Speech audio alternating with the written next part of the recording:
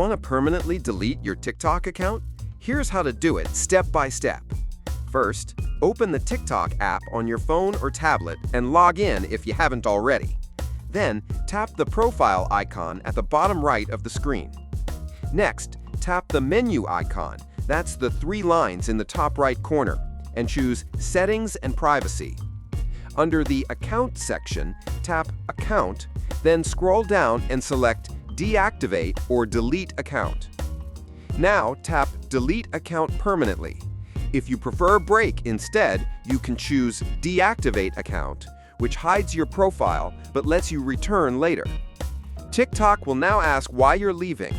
Pick a reason or tap Skip, then tap Continue. You'll be reminded that deleting your account will remove all content permanently and that purchases are non-refundable. If needed, tap Request Download to save your TikTok data first.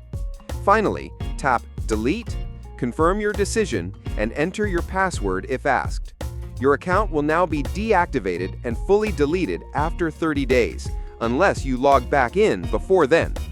And that's how to permanently delete your TikTok account. Like and follow for more app tutorials that save you time and confusion.